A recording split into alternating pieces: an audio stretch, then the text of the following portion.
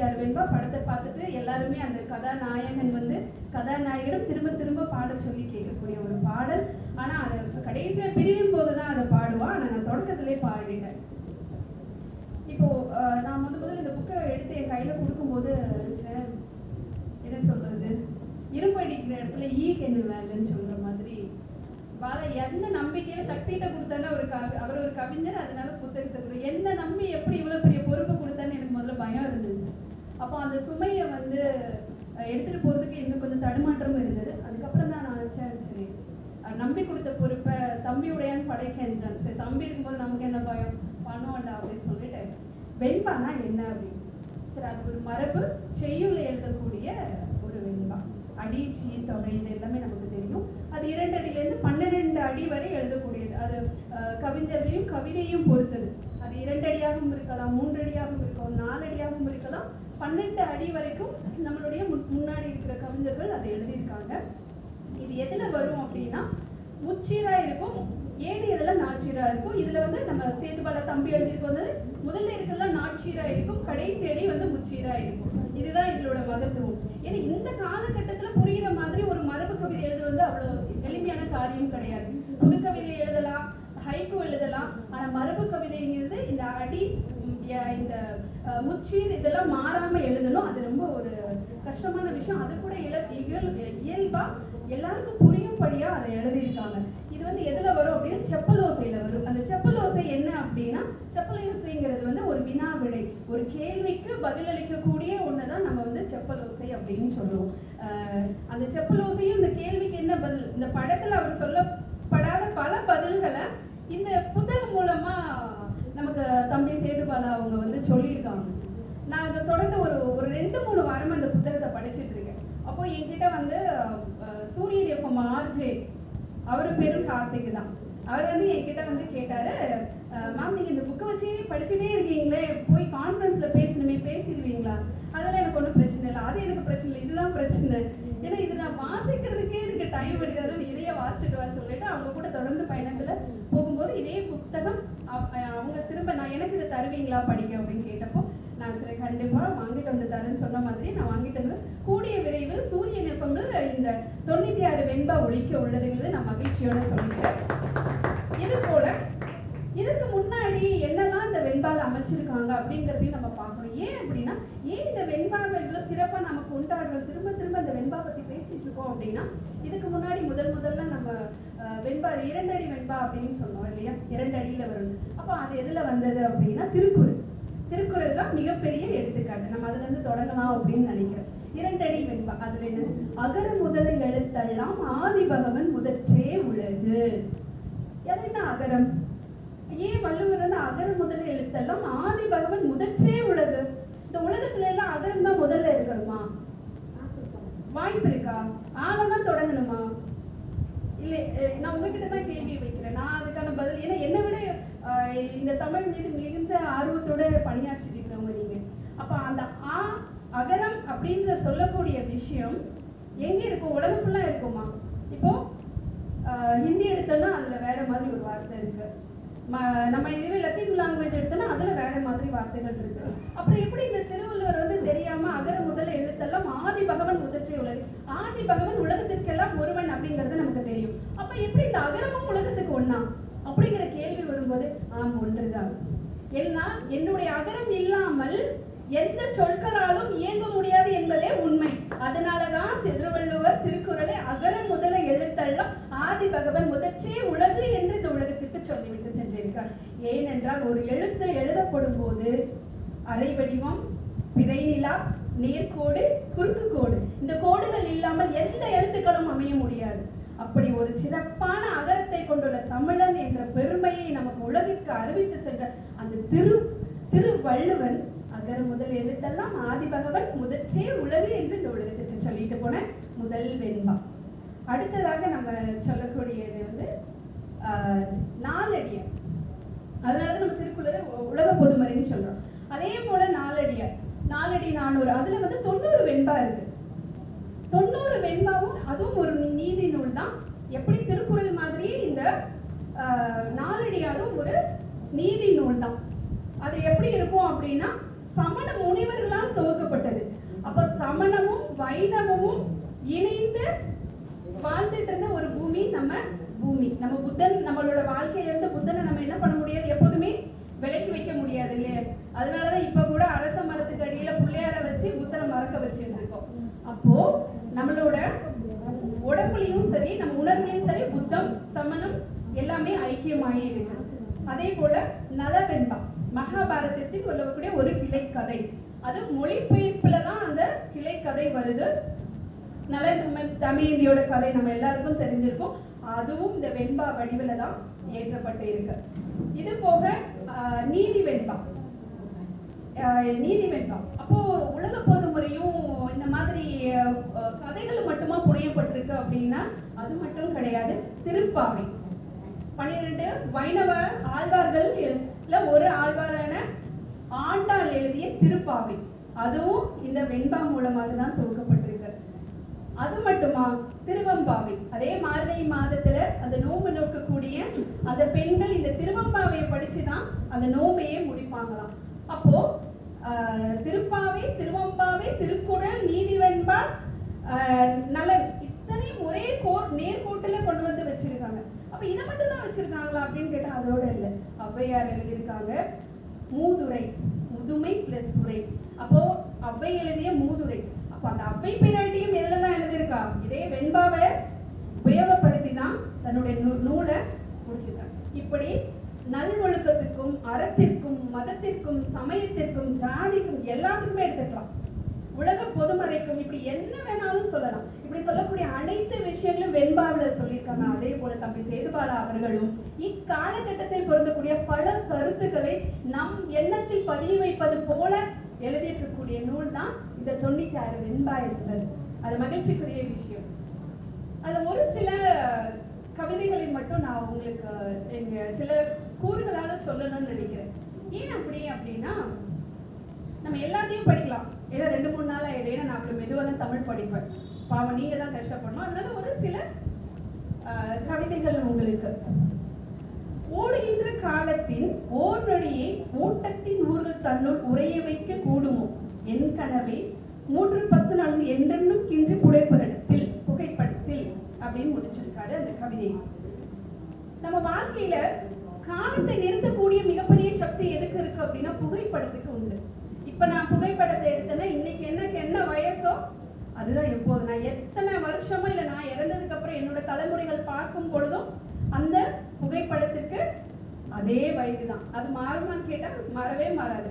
அப்போ காலத்தை நிறுத்தக்கூடிய சக்தி எதுக்கு இருக்கு அப்படின்னா புகைப்படத்துக்கு இருக்கு. நம்ம எத்தனை பேர் அதை நம்ம ரியலைஸ் பண்ணி பார்த்துருப்போம்னு எனக்கு தெரியல. இன்னைக்கு வரும்போது கூட நானும் மகாலட்சுமி தோழரும் புகைப்படம் எடுத்தோம். ஆனால் அது ஒரு வருத்தமான ஒரு சூழ்நிலை தான் நாங்கள் எடுத்தோம். ஆனால் இந்த புகைப்படத்தை பார்க்கும் போதெல்லாம் அந்த சூழ்நிலை தான் நமக்கு நினைவுக்கு வரும். இது எப்போ எடுத்த புகைப்படம் அப்படின்னா இந்த சூழ்நிலையில இந்த இடத்துல இருக்கு. அப்போ புகைப்படத்துக்கு காலத்தை நிறுத்தக்கூடிய மிகப்பெரிய சக்தி இருக்கு. நம்ம இப்போ சின்ன வயசுல எல்லாரும் குரூப் போட்டோ எடுத்திருப்போம். ஸ்கூல் நாட்களில் அது நமக்கு நடந்திருக்கும். அப்போ எடுக்கும் போது என்ன பண்ணுவோம், இப்போ பார்க்கும்போது நம்ம அதே சிறு வயதாக தான் இருக்கும் இல்லையா? அதே தான் இந்த 96 வெண்பாலையும் நம்ம சேதுபாலை நிறுத்தி காட்டியிருக்காங்க. நம்ம எப்பெல்லாம் திரும்ப போய் அந்த படத்தை பார்க்கும் போதுல அந்த 96 அப்படிங்கிறது பார்க்கும் போதெல்லாம் நம்மளோட வயது அந்த இடத்துல அந்த 10th ஸ்டாண்டர்ட்ல தான் நம்ம எல்லாத்துக்குமே இருக்கும். இது போக இந்த 96க்கு இன்னொரு மிகப்பெரிய சக்தி இருக்கு. அது எப்படி பார்த்தாலும் 96 நீங்க தலைகீழ பார்த்தாலும் அப்போ ஆண் பெண் சரிசமமாக. அப்போ அந்த இடத்துல வயதையும் பாலினத்தையும் குறிக்கல.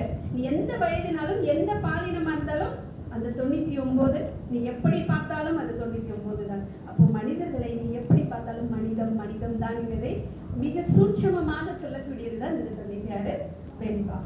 இது போக இன்னொரு கவிதையில அவர் மிக அழகா எழுதியிருந்த ஒரு விஷயம் என்னன்னா, தஞ்சையை பத்தி எழுதியிருப்பார்.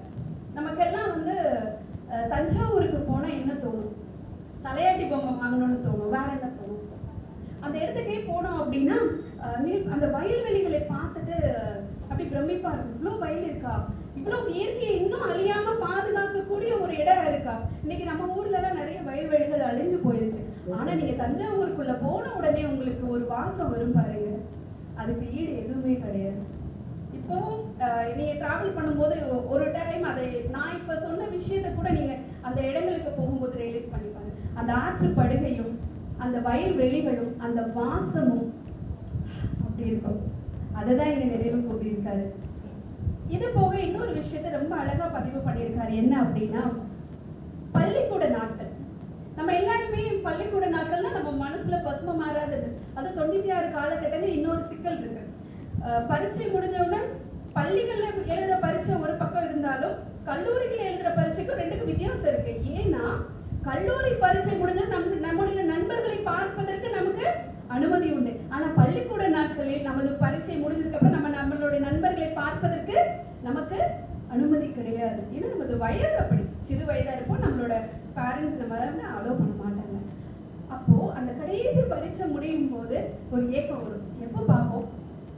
அப்ப நம்மளே விளையாண்டுருக்கோம்ல. எத்தனை பேர் இங்க விளையாண்டுருக்கோம் மை தெளிச்சு நம்மளோட நண்பர்களோட?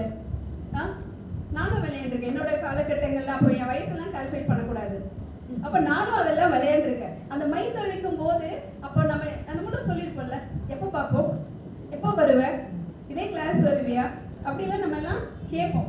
அந்த அந்த அந்த பசுமை, அந்த அந்த ஈர்ப்பு இப்போ எப்போ வேணா பஸ் ஏறி பார்க்கலாம், போன்ல பேசலாம். இந்த வசதியெல்லாம் இல்லாத ஒரு காலகட்டத்தில் நம் மனதில் பசுமையாக இருக்கக்கூடிய அந்த நட்புக்கு இன்னும் வலிமை அதிகம். அப்ப அடிக்கடி பார்த்து கொள்ளும் காதலை விட, அடிக்கடி உணர்ந்து கொள்ளும் நட்பை விட, எப்பொழுதாவது பார்த்து கொள்ளும் காதலுக்கும் எப்பொழுதாவது உணரக்கூடிய நட்புக்கும் வலிமை அதிகம் அப்படிங்கறது தம்பி சேதுபால ரொம்ப அழகா எழுதியிருக்காரு. அதை படிக்கும் போது எனக்கு ஒரு உணர்வு, நம்மளுடைய நண்பர்களை திரும்ப பார்க்க முடியுமா அப்படின்னா அதுக்கான காலகட்டம் நமக்கு அனுமதிப்பது இல்லையா? குறிப்பா பெண்களுக்கு. ஆண்களுக்கு கூட இந்த சமூகம் இப்போதும் அனுமதிப்பது உண்டு. ஆனா பெண்களுக்கு அந்த அனுமதி மறுக்கப்பட்டது அப்படிங்கறத தான் நான் சொல்லுவேன். இது வந்து ஏதாவது மாறுபட்ட கருத்து இருந்தா அது தயவு செய்து இப்ப பேச வேண்டாம், அப்புறமா பேசிக்கலாம், சரிங்களா?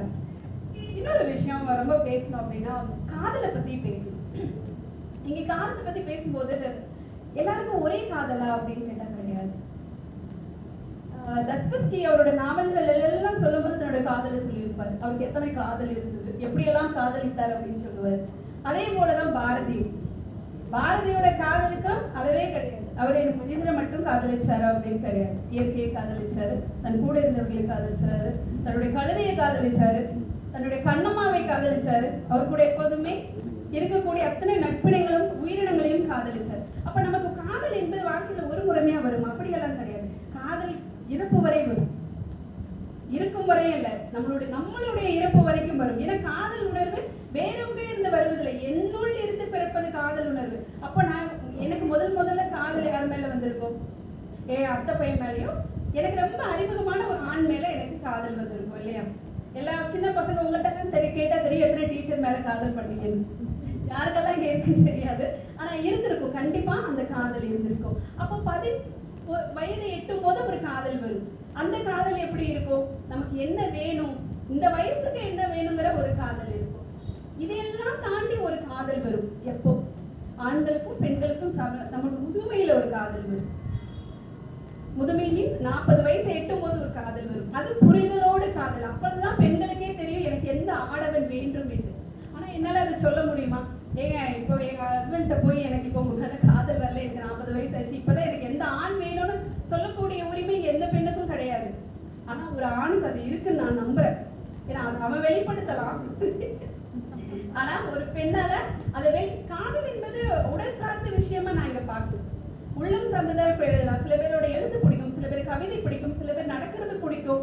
அப்போ அந்த 40 வயதை எட்டும் பொழுதுதான் நமக்கு யார் வேணுங்கிற அந்த உணர்வே வரும். ஆனா அந்த காதலும் அந்த நிலையாக இல்லை. முதுமையில ஒரு காதல் வரும். அதுதான் நம் துணையை நம்ம முழுமையா புரிஞ்சுக்கிட்ட ஒரு காதலா இருக்கும். அவ இல்லாம போயிட்டாரு, அவர் இல்லாம போயிட்டாரு, மனசுக்குள்ள அது வரைக்கும் திட்டியிருப்போம், எப்போ போய் தொலைகிறாரு, என்ன பண்ண போறாருன்னு. ஆனா அந்த இழப்பு என்பது, ஆனா ஒண்ணு நல்லா புரிஞ்சுக்கோங்க, ஒரு ஆனால் ஒரு பெண் இறந்து விட்டா, ஒரு துணையை இழந்து விட்டா ஒரு 3 மாசத்துல இருந்து 1 வருஷத்துக்குள்ள நான் இறந்துருவோம். ஆனா ஒரு பெண்ணால் பல தலைமுறை வாழ முடியும், ஒரு ஆண் இறப்புக்கு அப்புறமும். ஏன்னா பெண்ணால் மனதால் வலிமைங்கிறத விட அந்த ஆண் முழுக்க முழுக்க பெண்ணை சார்ந்தே வாழ்கிறான். அதை புரிஞ்சுக்கிறதுக்கு அவனுக்கு முதுமை தான் அவனுக்கு என்னவா இருக்கு, உபயோகமா இருக்கு. ஆனா இந்த 96 வெண்பால சொல்லப்பட்டிருக்கு இந்த காதல் என்பது எப்படி இருக்கும் அப்படின்னா, அவனுடைய பள்ளி பருவ காதலும் அதுதான், அவனுடைய இளமை காதலும் அதுதான், அவனுடைய முதுமை காதலும் அதுதான். அதோட ஆசிரியர் சொல்லும் போது அதைதான் சொல்லுவாரு. உன்னை வந்து அந்த வானமல்லி பூக்கலர் சேலையில பார்க்கும்போது எனக்கு அப்படியே உன்னை தூக்கிட்டு போய் தாலி கட்டணுங்கிறத சைகையிலே சொல்லுவாரு. அவளோட ஆசை என்ன அப்படின்னா, இதை வந்து இப்போ அம்மையில நம்ம கேட்க மாட்டோம்ன்ற ஒரு தவிப்பு இருக்கும். ஆனா அழகா சொல்லுவாரு.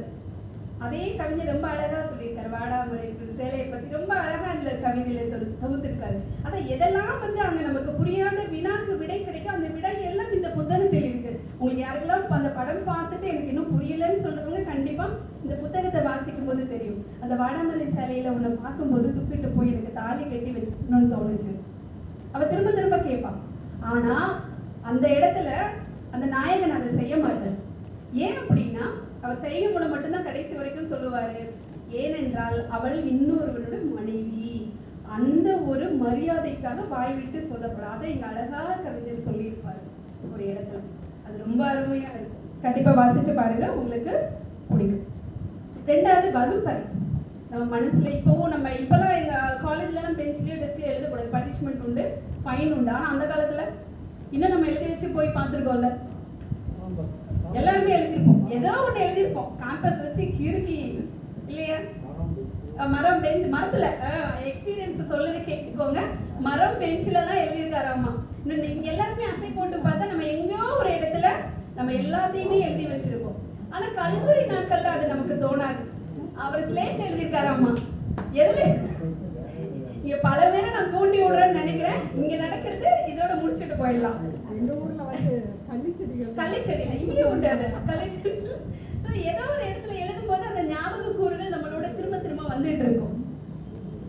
இன்னொரு விஷயம், சிங்கப்பூரை பத்தி ஒரு கவிதை எழுதியிருப்பாரு.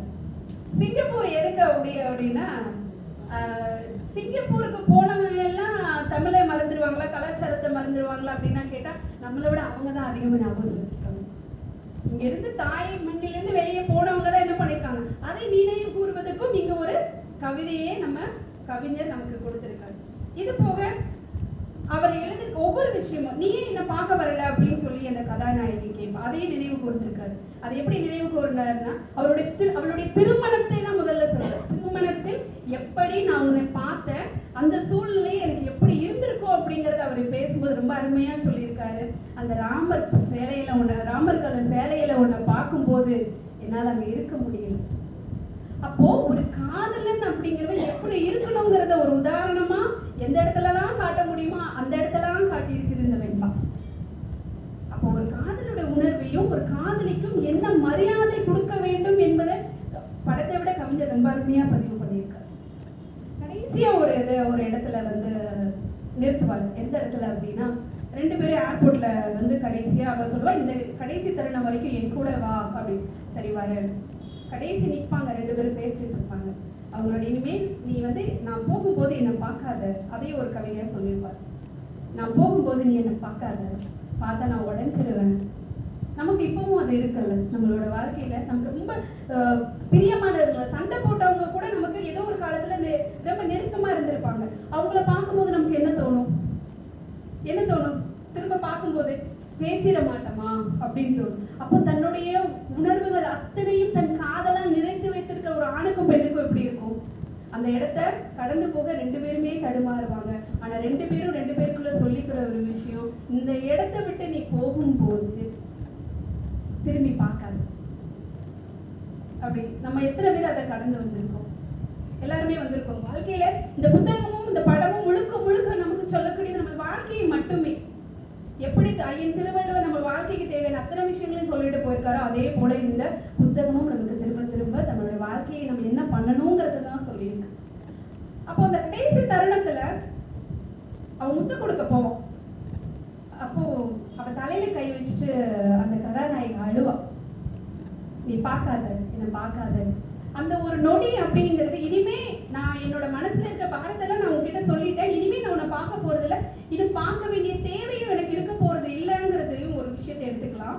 ஆனா இந்த ஜென்மத்துல உங்ககிட்ட நான் பேச வேண்டிய விஷயத்தெல்லாம் பேசிட்டேன், இதுக்கப்புறம் நான் நிம்மதியா இருப்பேங்கிறதையும் எடுத்துக்கலாம். அந்த முத்தமிடுதல் காட்சி அந்த இடத்துல இருந்ததுன்னா என்ன இருக்கும்? அந்த படம் சாதாரண படமா இருந்திருக்கும். அந்த முத்தமிடாமல் அந்த கண்ணியத்தை காத்து, ஏன்னா இதுக்கப்புறம் இந்த படத்தை பார்த்துட்டு எத்தனையோ ரீயூனியன் நடக்கலாம். அப்ப அவர்களே ஒரு தைரியமா ஹஸ்பண்டோ மனைவியோ கணவனோ அந்த இடத்துக்கு அனுப்பி வைக்கணும்னா இந்த படம் ஒரு உதாரணமா இருக்கும். அந்த தப்பு எதுவுமே அடுத்து நடக்காத அளவுக்கு அந்த படத்தை முடிச்சிருப்பாங்க. அதே போலதான் தம்பி சேதுபாலா அவர்களும் இந்த கவிதையை முடிச்சிருப்பார். எங்கேயுமே ஒரு விரசம் இல்லாமல், எங்கேயுமே காதலில் அந்த ஒரு நேர்கோட்டு புள்ளியிலிருந்து பயணிச்சிருப்பாரு. ஏன்னா அதுல கொஞ்சம் வெளியில போனாலும் அது காமத்தை நோக்கி போயிடும். அதே போலதான் எப்படி அவர் தலையை கை வச்சுட்டு திரும்பி பார்க்காதன்னு தான் சொல்லுவாங்க. நான் உன்னை காதலிக்கிறேனோ உன்னை நினைச்சிட்டு இருப்பேனோ எதுவுமே சொல்ல மாட்டேன். அதே போல அந்த கதாநாயகனும் திரும்பி வரும்போது இல்லை, இனிமே என்னோட இவளுக்கானது இந்த பயணம் முடிவடைந்தது, இது என்னோட வேறு பயணம் அப்படிங்கிறத ரொம்ப அருமையா சொல்லி அவரோட பயணத்தை தொடரும்போது அந்த காட்சி அமைப்புல எப்படி இருக்கும் அப்படின்னா 2 சேர் இருக்கும், ரெண்டு பக்கம் பிரிவா இருக்கும், நடுவுல தான் அந்த கதாநாயகன் பயணிச்சு போவார். அதே போலதான் இந்த புத்தகமும். இது எப்படி நம்ம வாழ்க்கையோட இது பயணிச்சுட்டு போறது அப்படின்னா, நமக்கு ஏதோ ஒரு தடுமாற்றம் வரும்போது இந்த மாதிரி கவிதை தொகுப்புகளை படிக்கும் போது நமக்கு அதுக்கான நெறிமுறைகள் தெரியும், எப்படி நமது வாழ்க்கையை எடுத்துக்கொண்டு போவது அப்படின்னு. சில வேலைகளில் நமக்கு ஒரு தடுமாற்றம் வரும், இதை செஞ்சா சரியா அப்படின்னு. ஏன்னா நம்ம செஞ்சதான் பார்ப்போமேன்ற ஒரு உணர்வு வரும். சரி நம்ம வீட்டுக்காரங்க பக்கத்துல ஏதோ சொல்லி பார்ப்போம். ஆனா அந்த உணர்வுகள் அடுத்து எந்த இடத்தில் உங்கள் உணர்ச்சிகளை நிறுத்த வேண்டும் என்பதை தொகுத்து கொடுத்ததுதான் இந்த 96 நிமிடம். அப்ப திரும்ப திரும்ப நம்ம எப்படி திருக்குறளை படிக்கணுமோ அதே போல இந்த மாதிரி மரபு கவிதைகளை படிக்கும் போது நம்மளையே ஊறக்கூடிய அந்த ஊற்று தமிழை நோக்கி மட்டும் போகாது, நம்மளுடைய வாழ்க்கை நெறிமுறைகளையும் நோக்கி போகும் என்று காலத்தின் அருமை கருதி நான் நிறைய இன்னும் பேசணும்னு வந்தேன். ஏன்னா கிட்டத்தட்ட ஒரு 4 பக்கத்துக்கு நான் குறிப்பு வச்சிருக்கேன் இந்த புத்தகத்தை படுத்தி. ஆனா இந்த நேரத்தின் அருமையை கருதி நான் இந்த புத்தகத்தோட சிறப்பம்சம் கொஞ்சமா உங்களுக்கு சொல்லியிருக்கேன்னு நினைக்கிறேன்.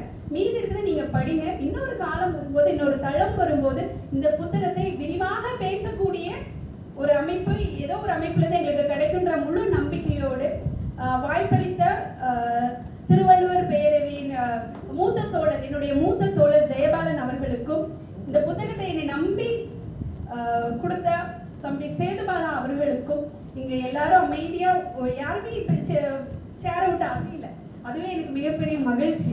ஏன்னா இங்க மிகப்பெரிய கவிஞர் கொண்டிருக்காங்க. மகாலட்சுமி சாதாரண கிடையாது, இந்த உலகம் ஃபுல்லா பயணிக்கக்கூடிய ஒரு கவிஞர். அவங்க முன்னாடி ஒரு புத்தகத்தை நான் சொல்லிட்டு தான் வந்தேன். நான் பேசுறது கேட்டதுக்கு அப்புறம் கவிதை எழுத மாட்டேன் சொல்லக்கூடாதுன்னு. ஆனா இல்ல நீங்க என்ன வேணா தோழர் பேசுங்க, பெண்கள் பேசுறதே எனக்கு மகிழ்ச்சி தான் சொல்லி என்னை ஊக்கப்படுத்தி என்னுடன் வந்த என் அன்பு தோழிக்கும் உங்கள் அனைவருக்கும் நன்றியும் அன்பையும் வாழ்த்தையும் தெரிவித்து விடைபெறுகிறேன். நன்றி, வணக்கம்.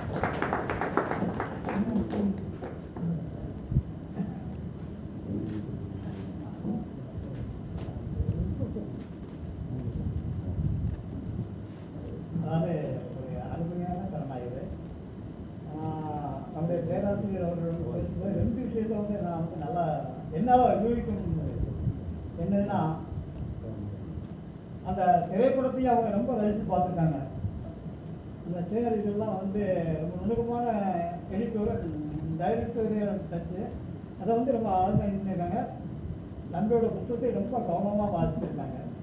அதனால் 2மே இந்த ரொம்ப இவங்க பேச்செல்லாம் கேட்கும்போது எனக்கு திடீர்னு ஒரு கவிதை மின்மின்னல் தான், வேற ஒன்றுமே இல்லை. கடந்து செல்லும் போதெல்லாம் கண்ணில் மின்னல் ஆடுகிறது, கண்கள் சுமந்த அந்த காதலையும் மனம் சுமந்த நினைவுகளையும்.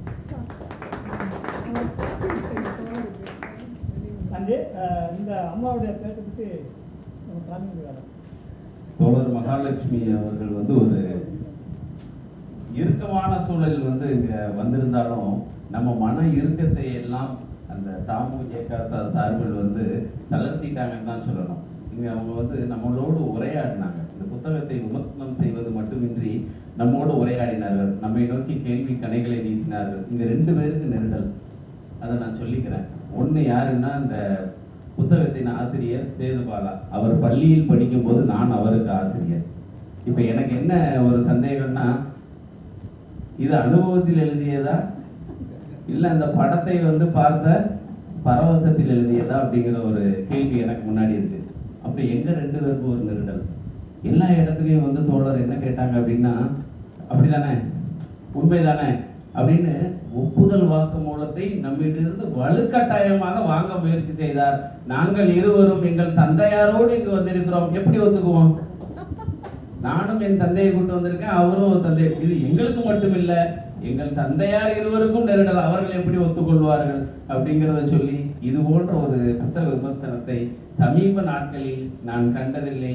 மனதார நாங்கள் அனைவரும் மகிழ்ந்தோம் என்பதை சொல்லி இது தாமு ஏகாசாவிற்கும் தோழர் மகாலட்சுமி அவர்களுக்கும் இந்த கலை இலக்கிய பெருமன்றத்திற்கும் இன்னும் சொல்ல போனால் திருநெல்வேலி திருவள்ளுவர் பேரவைக்கும் பெருமை என்று சொல்லி விடைபெறுகிறேன். நன்றி, வணக்கம். நன்றி. இதை வந்து அதிகமாக 2 பேரோட ஏற்புரை, அதாவது நம்முடைய தம்பியோட ஏற்புரை, அடுத்து வந்து பிறந்த வரலாற்று நம்முடைய நம்முடைய பிறந்தநாயகம் அவருடைய ஏற்புரை. இந்த 2 ஏற்புரைக்கு மத்தியில் வந்து பாலாவை வந்து எல்லாருமே சரி கைது பாடணும். ஏன்னா புது கவிதை என்ற பெயரே என்ன எழுதுவங்கிறது தெரியாமலேயே வந்து இன்னைக்கு நிறைய பேர் வந்து எல்லாரும் கவிஞர்களாகிவிட்டோம். நான் உட்பட என்ன எழுதுறோம்னு தெரியல, எழுதிட்டு இருக்கோம். ஆனால் மரபை பற்றி அதிலும் வெண்பாவை அவருடைய கவிதைகள் பெரும்பாலும் நேரிசை வெண்பாவாக தான் இருக்கு. நான் ஓரளவுக்கு நானும் மரபு படித்ததுனால ஏன்னா நான் அவருடைய இதை வந்து முழுமையாக படித்தேன். கருணாவுக்காக படிக்கல, என்ன எழுதியிருக்காருன்னு படிக்கணுங்கிறதுக்காக படித்தேன். பெரும்பாலும் நேரிசை வெண்பா எழுதியிருக்காரு. என்ன அப்படின்னா அந்த இடைவெளி இல்லாமல் எல்லாத்தையும் ஒன்று போல ஒரு இதில் பண்ணிவிட்டாரு. நல்லா அது அச்சகத்தினுடைய தவறாக கூட இருக்கலாம், ஒன்றும் இல்லை. அருமை. முதல்ல வந்து எல்லாரும் அவருக்கு பாராட்டுங்க. ஏன்னா மரபு பற்றி எழுதியிருக்கிற ஒரு இளைஞரை வந்து நம்ம எல்லாரும் கண்டிப்பாக பாராட்டலாம். அந்த வகையில் நன்றி. அடுத்து வந்து நம்ம